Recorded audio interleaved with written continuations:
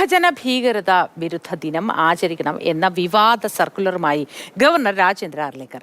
August 14 വിഭജന ഭീകരത വിരുദ്ധ ദിനമായി ആചരിക്കണമെന്നാണ് സർവകലാശാലകൾക്ക് രാജ്ഭവൻ നിർദ്ദേശം നൽകിയിരിക്കുന്നത്. ഇന്ത്യ വിഭജനം എത്രത്തോളം ഭീകരമായിരുന്നു എന്ന് ജനങ്ങളെ ബോധ്യപ്പെടുത്തുന്നതിനാണ് പരിപാടികൾ സംഘടിപ്പിക്കാൻ വിസിമാർ പ്രത്യേക ആക്ഷൻ പ്ലാൻ രൂപീകരിക്കണം എന്നും നിർദ്ദേശമുണ്ട്.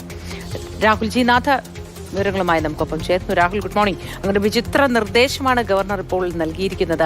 ഇത് ഏത് തരത്തിലായിരിക്കും ഇനി മുന്നോട്ട് പ്രശ്നങ്ങൾ സൃഷ്ടിക്കുക? ഇപ്പോൾ തന്നെ സർവകലാശാലകളിലെ കാവ്യവൽക്കരണം, അതിനെതിരെയുള്ള സമരങ്ങളൊക്കെ കടുപ്പിക്കുന്ന സമയമാണ്.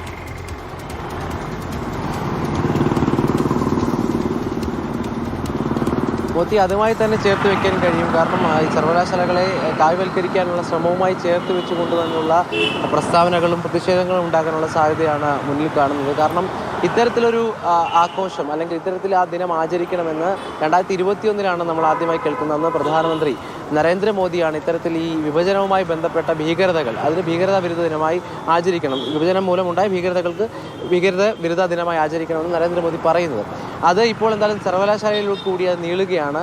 ആ നീളുമ്പോഴുള്ള പ്രശ്നം ഇത് ഈ ഏറ്റവും പ്രധാനമായി സെമിനാറുകൾ സംഘടിപ്പിക്കുക, ആ ഭീകര ദൃശ്യങ്ങൾ അത് ഉൾപ്പെടുത്തിക്കൊണ്ടുള്ള നാടകങ്ങൾ, അത്തരത്തിലുള്ള ഡിസ്പ്ലേകൾ ഉണ്ടാക്കുക എന്ന് പറയുമ്പോൾ ഇതിൽ രാഷ്ട്രീയമായൊരു ലക്ഷ്യമുണ്ട് എന്നുള്ളത് മനസ്സിലാക്കാം. കാരണം ഈ അടിയന്തരാവസ്ഥ ഇത്തരത്തിലാണോ കോൺഗ്രസിനെതിരെ BJP അല്ലെങ്കിൽ RSS ആയുധമാക്കുന്നത്, അതുപോലെ തന്നെ ഇത്തരത്തിൽ ഈ വിഭജന കാലത്തെ ആ സർക്കാർ തീരുമാനങ്ങൾ അല്ലെങ്കിൽ ആ സമയത്ത് കോൺഗ്രസ് നേതൃത്വമെടുത്ത നിലപാടുകളെല്ലാം തുറന്നു കാട്ടുക, അത് രാഷ്ട്രീയമായ ഒരു വിമർശനമായി ഉന്നയിക്കുക എന്ന ലക്ഷ്യമാണ് ഇവിടെ കാണുന്നത്. അടിയന്തരാവസ്ഥയും സമാനമായ രീതിയിലാണ് RSSും BJPയും കോൺഗ്രസിനെതിരെ ഉപയോഗിക്കുന്നത്. അപ്പം ഇത്തരമൊരു ലക്ഷ്യം ഈ ഒരു അജണ്ടയ്ക്ക് പിന്നിലുണ്ട്.